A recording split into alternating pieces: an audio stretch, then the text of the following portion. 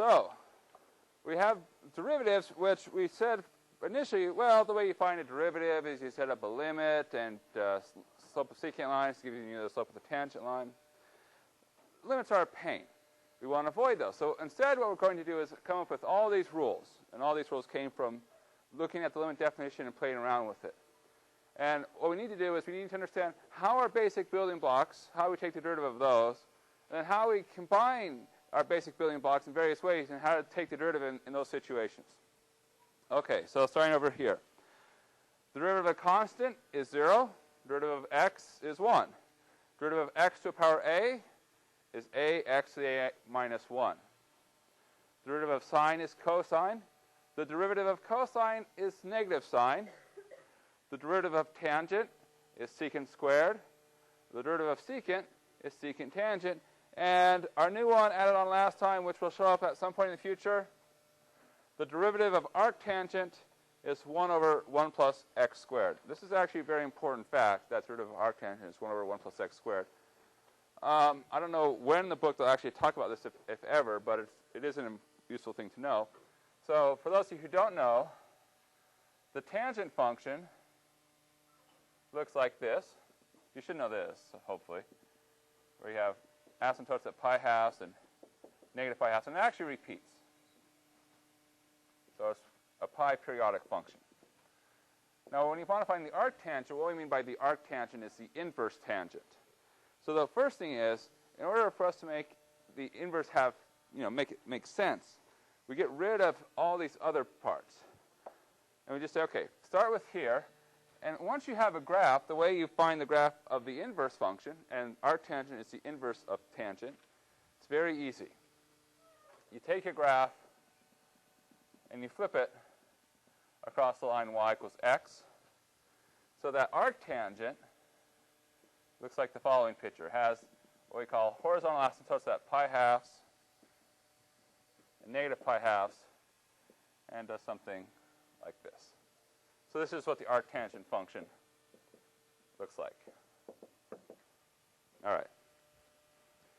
But the fact that the arctangent, which has this thing from trigonometry, involves something which just basically looks like a polynomial, it's very, very unexpected. And you can do fun things with that. Okay, so that's what the arctangent function is. I didn't get a chance to draw it last time. And you can kind of see that it makes sense, because if you think about it, what happens as x gets very large here to this expression? Well, the bottom gets very large when x gets very large, so the whole thing gets very small, which says that when you're out here for a large x, if you look at your slope of your secant line, it should be very small slope. And you see that agrees with the picture. And that when it crosses that x equals 0, looking 0 here, it should have slope of about 1, which hopefully this picture is, well, not quite there, but pretty close. Okay. So those were the derivatives of our building blocks. And then we said, well, how do you take functions and build from the building blocks? Well, you do things like you add, you scale, you multiply, you divide, and you chain them together. And so for each one of those ways we have the combined functions, we have a rule for taking derivatives. Add two functions together to take the derivative. Just take the derivative of each one and add them. If I scale a function and take the derivative, basically the constant comes out, just take the derivative of f. The product rule, and I noticed I wasn't very good about writing names down, as I said. I think I said that before. So I'm actually writing names down today. So the product rule, derivative of f times g is f prime times g plus f g prime. So here we start with simply one term, two things multiplying together, and we actually end up with two things adding together here. The quotient rule, which is, we finally proved it. We've been talking about it for a long time, but we finally proved it in the last lecture. If I have f over g, f prime g minus f g prime over g squared. And how did we prove it? Well, it was combining the product rule with this rule, which I'm calling the power rule. I don't know if that's the right term. It probably is. Which says if I'm taking the derivative of some function raised to the nth power, and the way I do it is I bring the nth down in front, take the function raised to the n minus 1 times by the derivative of the inside function. And this is simply combining two rules, which was the really important rule we learned last time, which is the chain rule, which says if I have a function in a function, So whenever you can say the word of when you're describing a function, that's going to be a hint that you're going to be using the chain rule. If you can ever use the word times when you're describing a function, that's the hint you're going to use the product rule. If you ever use the word divide, that's the hint you can use the quotient rule. So I mean, there are certain key words that you can hear and you know what rules to use. So anyways, if I have a function g of x inside a function f, then the derivative of that is f prime g of x times g prime of x. So this is a very simple application of the chain rule, where here our outside function f is simply like power raised to the n. And we know how to take those kinds of derivatives because we did it right here. Let's see. So what's an example? Well, suppose I say f of x is sine of 2x. Now notice I used the word of, sine of 2x. So what's the derivative going to be? Okay, so we're going to use the chain rule. So we start derivative of the outside function. So the derivative of sine is cosine. Is it still working? Yeah. So it's cosine of the inside function. You don't touch the inside function, times by the derivative of the inside function. So in this case, the derivative of 2x is simply 2. And what's f double prime if I were to keep going? So the 2, basically, I don't have to worry about that because I have this rule that says if I have a constant, I pretty much leave the constant alone. Unless it's just a constant by itself, and then its derivative of that is 0. So I'm going to still have this 2 here. Derivative of cosine, yeah, negative sine. Leave the inside untouched, and then again, derivative of 2x is 2. So I can combine these two twos together and make it 2 squared. Now I can actually keep going here, and there was one test many, many moons ago when I had a very similar question. I said, well, what's the 101st derivative of x? In fact, let's do something else. What's the 101st derivative evaluated at 0? Now, how do you think we'd find the answer to this?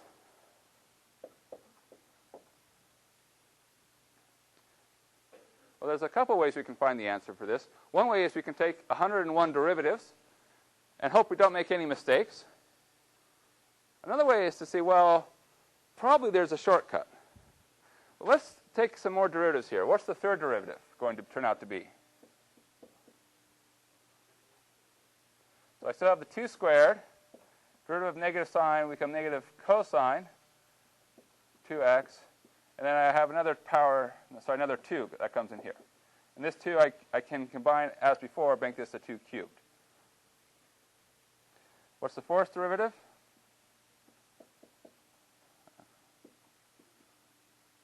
Well, we can probably start seeing the pattern here. I'm going to get a power of 2, another 2, so it's going to become 2 to the 4th. And the derivative of negative cosine is sine. Now, what do you notice about this? It looks a lot like what I started with up here. It looks a lot like sine of 2x. The only thing is I've had this extra 2 to the 4th.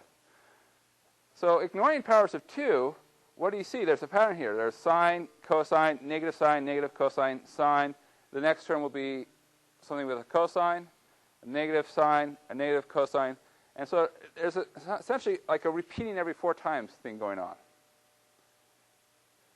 And what happens with powers of 2? Well, here I have 2 to the 0, 2 to the 1. There's just 1, 2. 2 squared, 2 cubed, 2 to the 4. So every time I take a derivative, I get a power of 2. So I can think about what the 101st derivative will look like.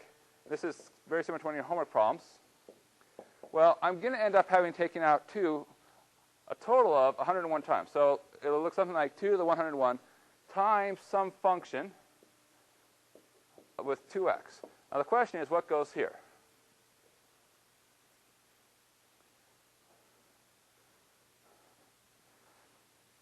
Well, it's one of two things. Either it's the sine, the cosine, the negative sine, or the negative cosine. Now let's think about it. What did we say? Every 4 times, we essentially get back to this sine function, what we started with. If I take 101 derivatives, what's another way to write 101 Well, it's 4 plus 4 plus 4 plus 4, 25 times plus 1, if you like. Or you think of it as 25 times 4 plus 1. And every time I do one of these, I'm essentially getting back to the sign. So I start with my function. I do 4, I get back to the sine function. I do another 4, I get back to the sine function. What happens is every time I do 4, I get back to where I started with. And lo and behold, what's left?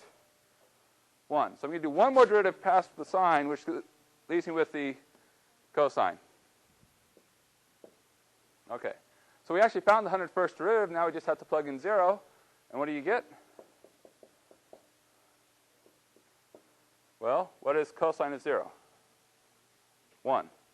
So the answer is 2 to the 101. This is a very simple problem involving the chain rule, since it was a very simple function inside. We can do much more complicated functions involving the chain rule. But we won't right now. Yes? WRT. With respect to. Yeah. So let's talk about the other thing we talked about last time. So we talked about two main themes last time. And I think the last lecture may be the last lecture where we actually have to cover 2 sections. So for a while, anyways, we only have to do 1 section a day. So that is good for us. That means we can slow down and enjoy the view. Take it all in. So the other thing we talked about was implicit differentiation. Now, what do we mean by implicit? Well, first off, what do we mean by explicit? Well, an explicit relationship is where I have y equals stuff with x. So I have this nice simple machinery where I can say, look, if I have x, I plug it in and I just grind it out, and whatever comes out, that's y. So this is what we would call an explicit relationship.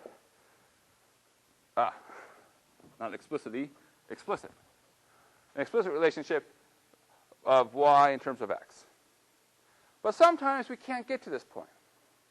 Sometimes it's impossible to get y in terms of x. So for instance, I might have y plus cosine of y is equal to x plus sine of x plus 1.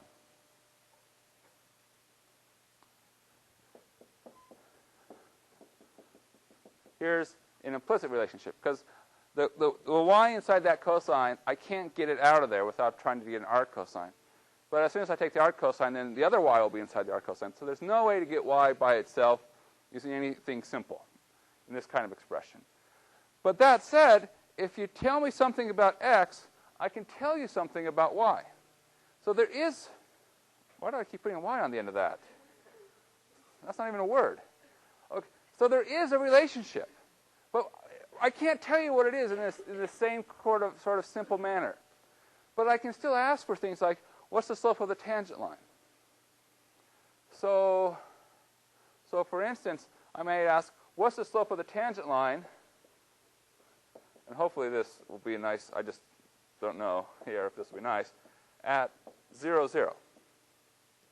Now, first off, we should check, does 0, 0 even make sense? Is that a point in this relationship? Well, what this means when I say 0, 0, it means x equals 0, y equals 0.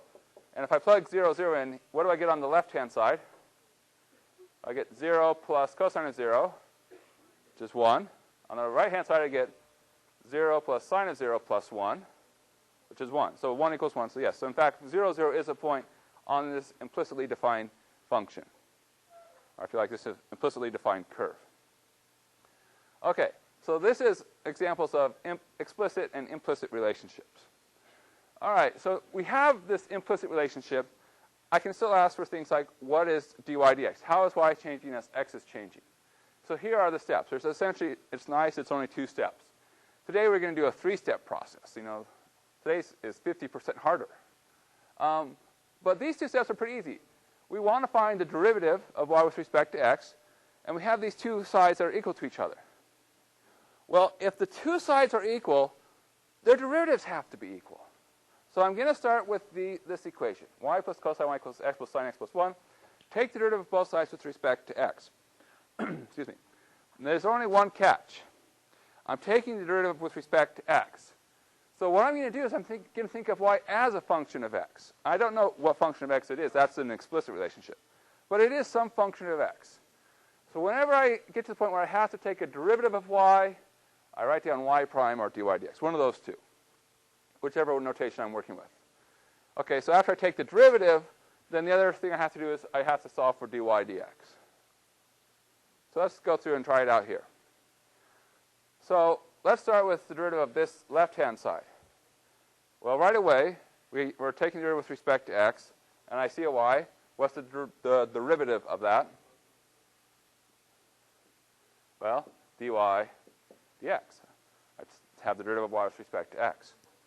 Next term I have is cosine of y. Now, cosine of y. Y is a function of x. So it's a function, y of x, inside a function cosine. What rule am I going to have to throw in there? Chain rule. Okay, derivative of cosine, negative sine. I leave the inside untouched. Times by the derivative of the inside, which is derivative of y, which is dy dx. Okay, that's going to be equal to the derivative of the right-hand side. The derivative of x plus sine x plus 1. What's the derivative of x? 1. Very convenient for us. It's on the board. Derivative of sine x, cosine x, and the derivative of plus 1, 0. Okay, so that's the first step, where we took the derivative with respect to x on both sides. So we still have the equality. That's the important thing. Now what we do is we solve for dy dx. In this case, it's pretty simple. Usually there's only a few steps. The steps are put everything with dy dx on one side of the equal sign, everything without dy dx on the other side of the equal sign. It's already done for us. Woohoo! Saved a step. Okay, next step, factor out dy dx. So if I factor out dy dx, I'm left with 1 minus sine y times dy dx equals 1 plus cosine x. And now what do? Yeah, I divide by what's in front of the dy dx. So I divide both sides by 1 minus sine of y. And I end up with dy dx is 1 plus cosine of x over 1 minus sine of y. And now I have it. And now I can answer the question, what is dy dx at 0, 0? The book would write the notation dy dx, this line, basically think of it as evaluated at whatever is down here, 0, 0. We're going to see the same notation when we start talking about integration in a few weeks. Okay, well that would be, I just plug in 0, 0. 1 plus cosine of 0 over 1 minus sine of 0, which is 1 plus 1, or 1 minus 0, or 2. So we can find the derivative, the slope of the tangent line at the point 0, 0 for this implicitly defined curve. And you'll get to have some practice. It's very simple. It's a very intuitive thing to do. Take the derivative, solve for dy dx, and maybe that's all you can do. You might be asked just to find dy dx, and you can stop here. Or you might be asked to evaluate at a point, and then you work it out. Or you might be asked, when is the derivative 0? When is the slope of the tangent line horizontal? Well, just set this equal to 0 and solve. It's all very straightforward. Okay. So that's what we talked about last time. Any questions before we jump into today's topic? No. Excellent. Woohoo! Okay, let's clear the board. Okay, there we go. All right, so today we're talking about related rates. Okay, now whenever I talk about a rate, that's a derivative. So when I talk about related rates, somehow I'm having these derivatives which are related to one another. In this case, instead of thinking of it as dy dx, we're going to think of it as something slightly different. First off, let me just write down let me make sure I get this in the right order. Okay. So what's the goal of this kind of a question? Our goal is, given some rate, or possibly rates, could be several rates, find another rate. This is the basic problem. So we're going to be given a problem where we have this physical situation. Something is changing. We know how some variable is changing, and how quickly that's changing. But we want to find out how some other variable that it's related to is changing. It's related rates. So what's our basic idea? Well, the basic idea, it's really kind of silly when you think about it. If there is a relationship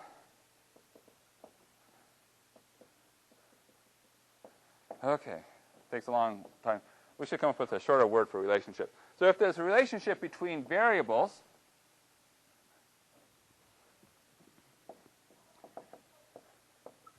then there is also a relationship between their rates.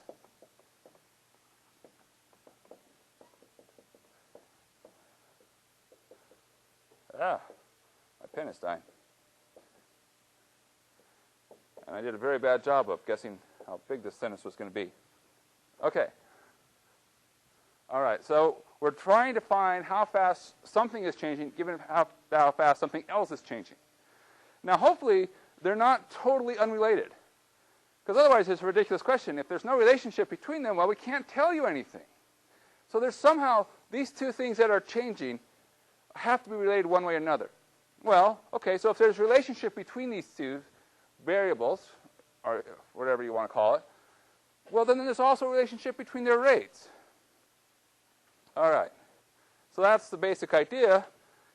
And really what we do is we're just going to do tons and tons and tons of examples, and the examples will show us how this all works. But basically, there's a three-step process. One, well, you need to find a relationship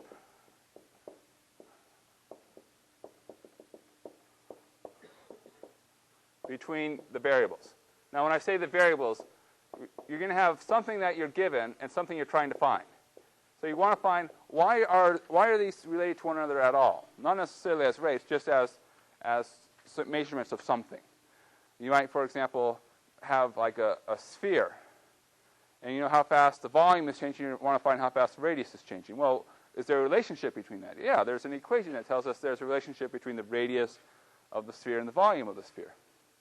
So that kind of thing. We want to find a relationship that relates to what we know. In other words, what we're given to what we want to find. Okay, once we have our relationship, the second step is very simple. We take a derivative. Because right now, these are a relationship between the variables. What we really want is a relationship between the rates. So the way we get rates are we just take a derivative. Now, here's the trick. When we're talking about rates, we're usually talking about how something is changing with respect to time or some other appropriately defined thing, but mostly it'll be with respect to time. So we're going to have variables x and y. We're not going to take the derivative of y with respect to x. We're not going to take the derivative of x with respect to y. We're going to take it with respect to time or whatever else is appropriate. We'll just say time. 99% of the time with related rates, it's time. All right. And then finally, very simple, we plug in what we know and solve for what we don't know.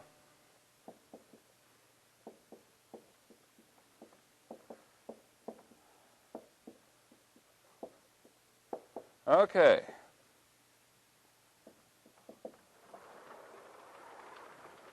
So, okay, there we go. All right. So since these are all burned into our mind, we will erase them. Okay, does the idea sound simple enough? Anybody have any question about what's going to happen? No? Okay, good. Excellent. So we'll start with the classic.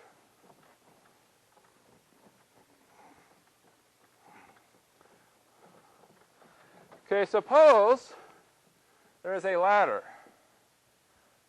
And this ladder is leaning against a wall. And in particular, we know it's a 10-foot ladder. And it's roughly 6 feet out from the wall. But lo and behold, the ladder is starting to slip. So let's see. Can I draw? No, I better. Let's see. Can we draw? Okay. Ladder. Okay. All right, so just imagine we have this ladder. Okay, it's slipping. All right, 6 feet from the wall, 10-foot ladder. We know that the bottom of the ladder, this is sliding away from the wall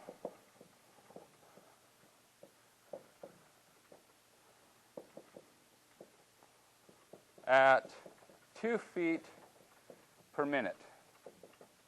So it's, if I were to freeze it and just look at when it is 6 feet away from the wall, I can look at it and see how fast it's sliding away, and I can actually measure it, and I can see that it's moving at 2 feet per minute. You know, slowly, enough time for me to jump off it before it crashes, but it's still, you know, not very good. Here's the question: how fast is it moving down the wall?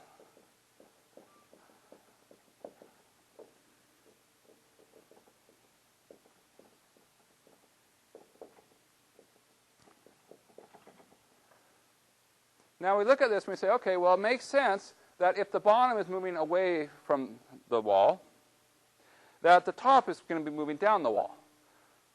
And somehow, as the bottom moves away, the top should be moving away at some related rate. So this makes sense as a related rates problem.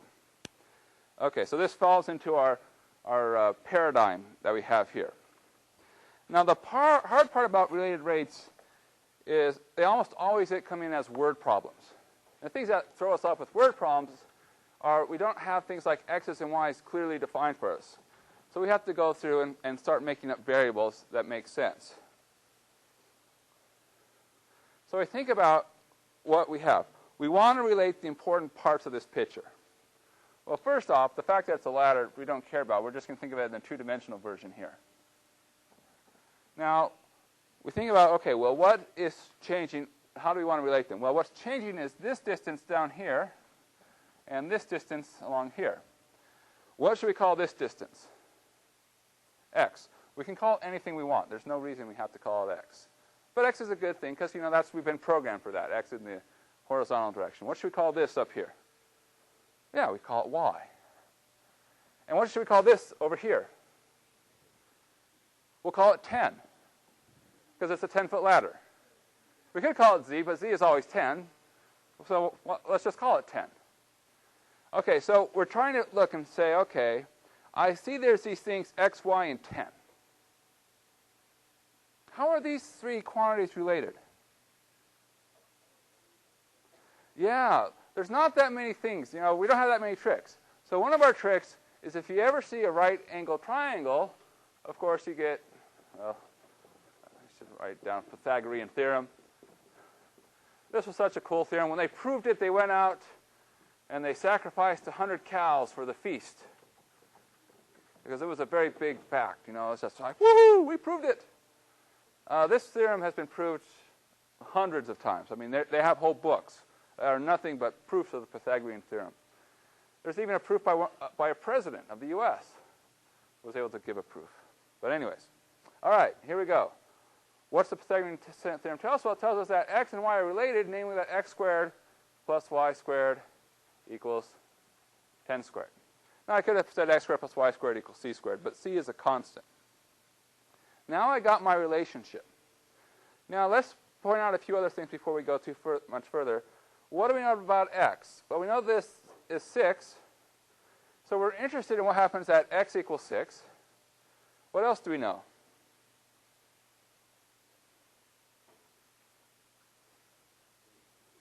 Yeah, it's changing. This tells us something about how x is changing. It tells us that the rate that x is changing with respect to time is 2, and normally we don't write the units down, but we can if we want, 2 feet per minute. Normally we'll just not worry about that because the units always work out correctly as long as we do our math right. Is there anything else that we know before we take the next step? Maybe not that we know, but perhaps that we can glean from our picture. Yeah, we can find y, exactly, because if we know x, we have this relationship between x and y. So if x is 6, that says x squared is 36. 10 squared is 100. So that tells me, just plugging in that fact there, that y is equal to 10 squared minus 6 squared, which you simplify is 64. Sorry, that's y squared. So what is y? 8. Okay. So we know x, we know dx dt. These were essentially given to us. We can use our relationship to solve for y. And what is it we're trying to find? Yeah, we're trying to find how fast it's moving down the wall, which we translate into our calculus language as find dy dt. Okay. Now we know our whole system here. Okay, let's go and take our derivative. So we're going to take the derivative of both sides with respect to our time variable, which we'll always think of as being t. Unless t is already in there, then we'll think of it as a different kind of t. Now, x is a function of time. What rule do I need to use when I take this derivative? Chain rule. Because I have this function of time inside this function that says square. So I'm going to be applying the chain rule. The chain rule, or if you like, this power rule here, is the thing that has a function squared. So what's the derivative of x squared going to be? Well, it's going to be 2x to the 1 times the derivative of x with respect to the variable that we're taking it with respect to, and we're taking it with respect to t. In fact, we know we're taking it with respect to t because of what we said here. What does this notation mean? This notation says take the derivative of x with respect to t. So that's why I know I'm taking the derivative with respect to t. Okay, so I take 2x to the 1 times the derivative of x, which is dx dt. Plus, do the same thing there. Again, it's going to be a chain rule because y is a function of t and y is being squared. So 2y to the 1 times the derivative of y with respect to t, which is dy dt. And as before with implicit differentiation, if I have two things equal, their derivatives are also equal, so that's why I still have this equals. And what's the derivative of 10 squared? Right, it's 2 times 10 to the 1 times the derivative of 10, which is 0. Okay, yeah. So you can actually do the chain rule, but you'll end up with 0. But, right, you guys are all smarter than me, right? You just jump straight ahead. Because 10 squared is a constant. Never be intimidated by constants. Always treat them the same, no matter how they look. Now I just plug in numbers. X is 6. Dx dt, 2. Plus 2. Y is 8. And dy dt, I don't know, but that's okay, because that's what I'm trying to figure out. 2 times 6 times 2 is 24. And 2 times 8 is 16. I can move the 24 over, so I get 16 dy dt equals negative 24. dy dt, then, is negative 24 divided by 16. Or, if you like, they have a common factor of 8. So you pull out the 8 on top, that's 3. Pull out the 8 on the bottom, that's 2. Negative 3 halves. And the units always work out how you expect. In this case, if you were to go through and chase it out, be for a minute. Did I make an error? Oh, good. Okay.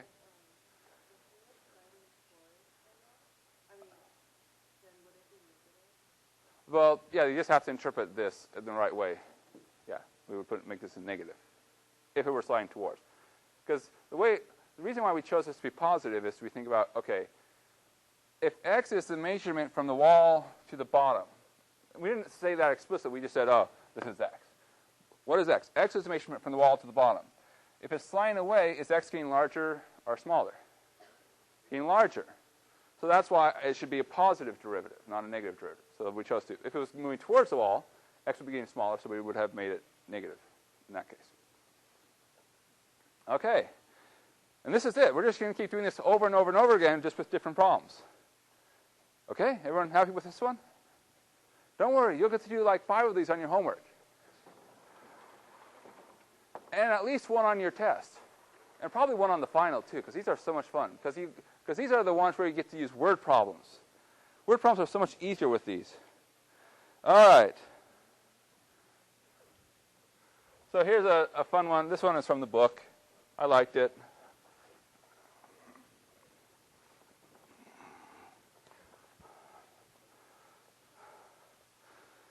Okay, so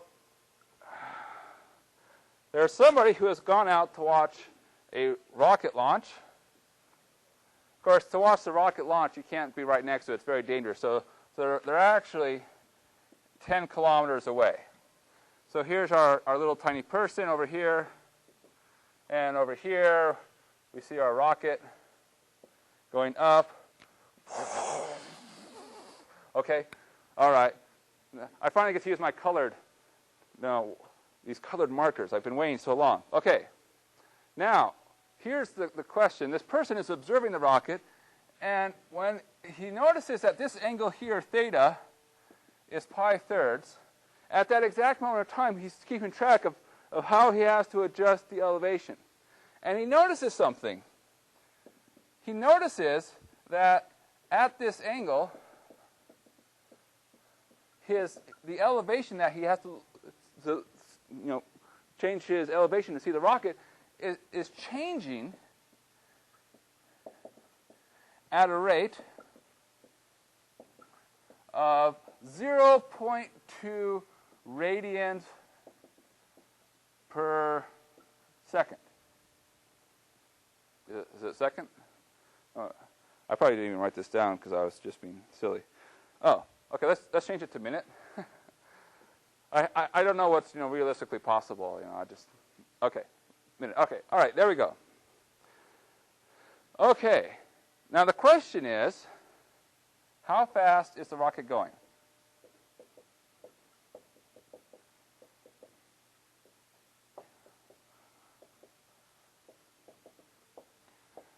So we know there's an observer. He's 10 kilometers away. We know he's watching it. He's raising his head. He can measure how fast he has to raise his head. How fast is the rocket going at that moment?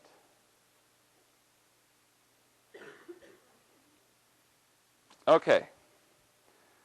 So let's think about our picture. How do I relate this angle and the fact that it's changing to this height? Well, first off, is we start hunting for our relationship, and we should label things. So what's something that we should label that hasn't been labeled?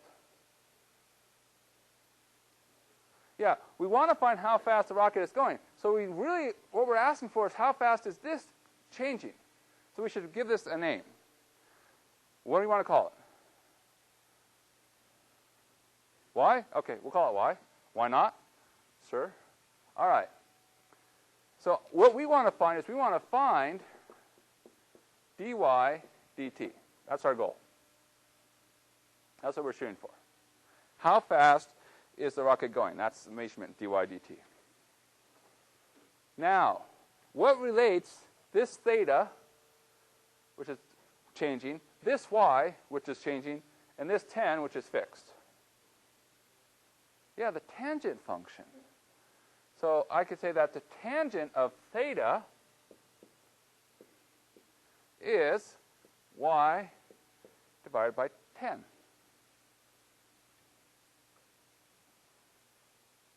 You like y tenths.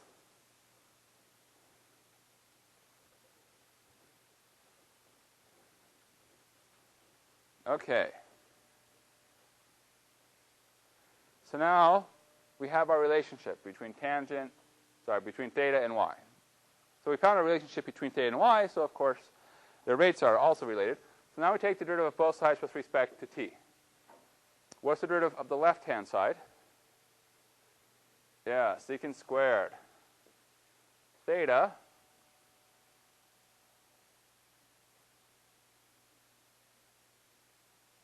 anything else? Well, remember, everything is changing with respect to time. Because I want to find dy dt, I know theta, this right here, this 0.2 radians per minute, that's really telling me about d theta dt.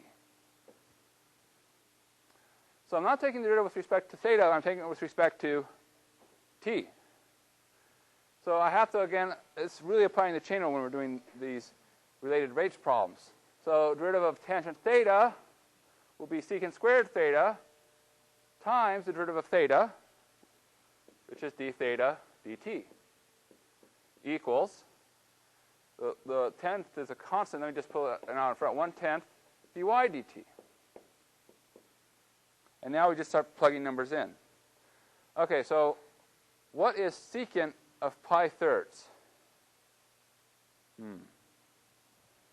Okay.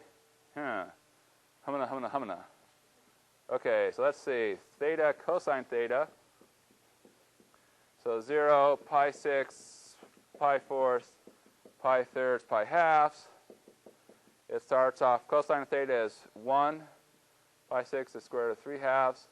Pi fourths is square root of 2 halves. Pi thirds is 1.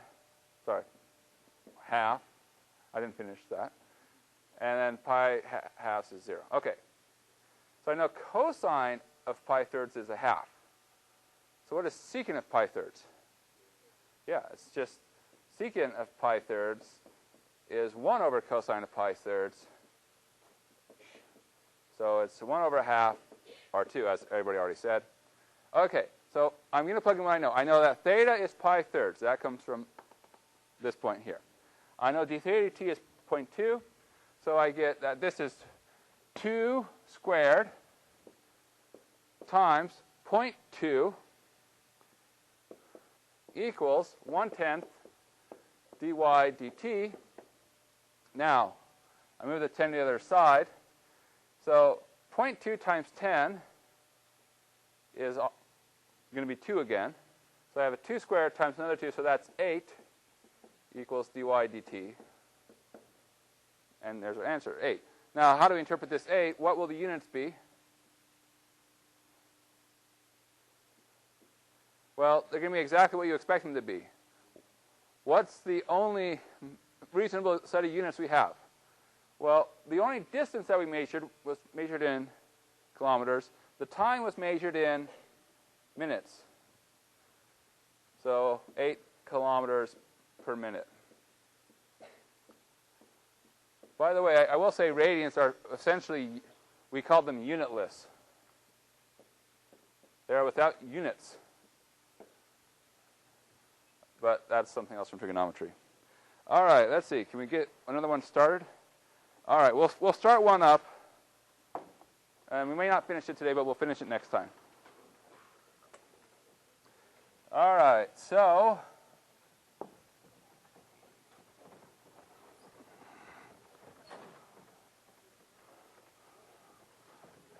the last one for the day. So this involves a paper cup. So sometimes you'll encounter these really ridiculous paper cups around your water cooler where they made them these little cone shapes. Really hard to work with, very awkward. You can't put them down anywhere, so you have to keep walking around holding onto it until you're done. And they get soggy like after 10 seconds. But anyway, so this is a paper cup. And I can tell you the dimensions. It's 4 inches from the top to the bottom, and it's 3 inches across at the very top. Now, you fill it up and put some water in there. So here we have some water inside our cup. And you happen to fill it up to a height of, let us say that this is a height of 2 inches. But there's one thing I neglected to mention about this cup. This cup is, in fact, a very special cup. And it is, in fact, a holy cup in that there's a hole in the bottom and water's dripping out. Okay, so we have our holy cup. Water is dropping out. And you can notice something about the height of the water. In fact, you can see that the height of the water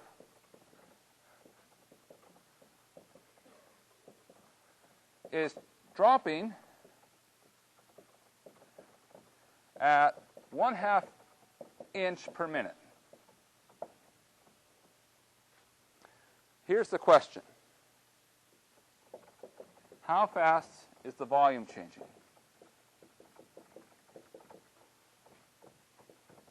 And when I talk about the volume of the water.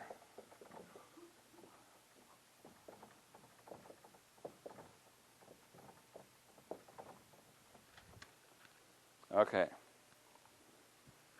we have this water inside of this cup. Now, what are some things we'd like to know?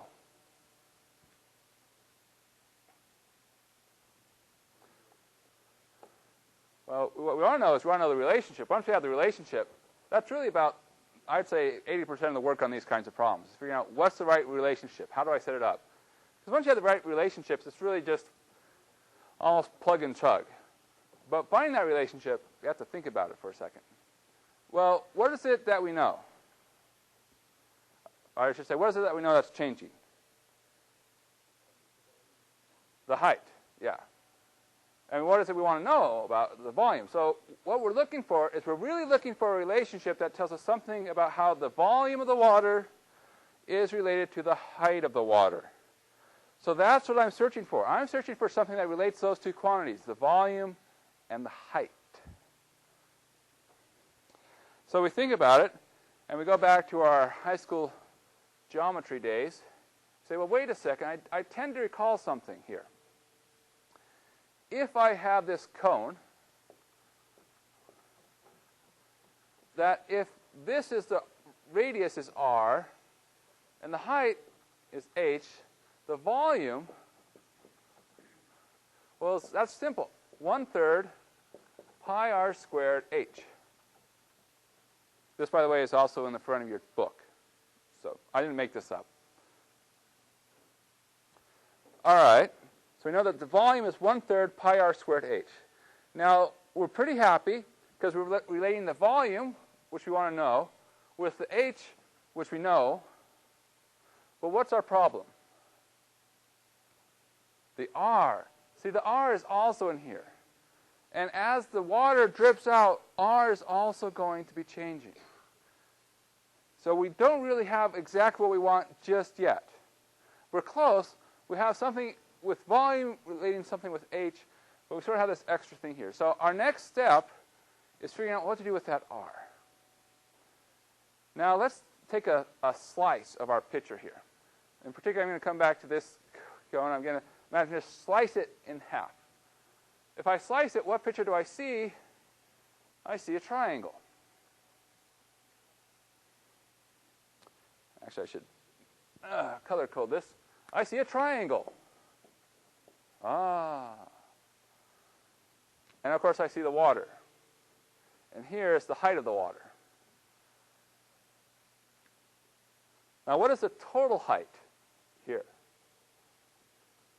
It's 4. What is this length, which is half the radius, if you will?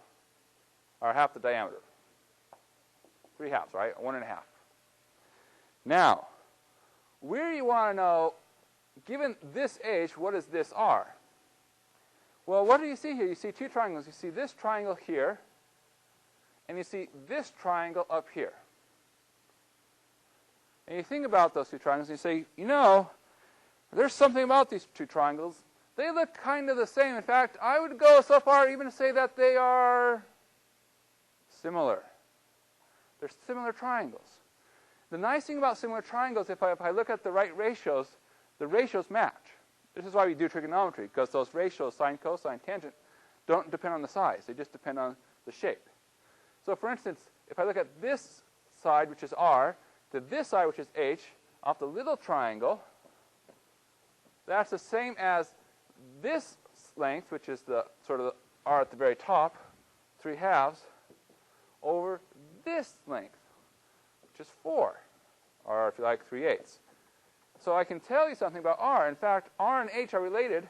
R is 3/8 times h. And why is this good? Well, this is good because I can throw this in up here.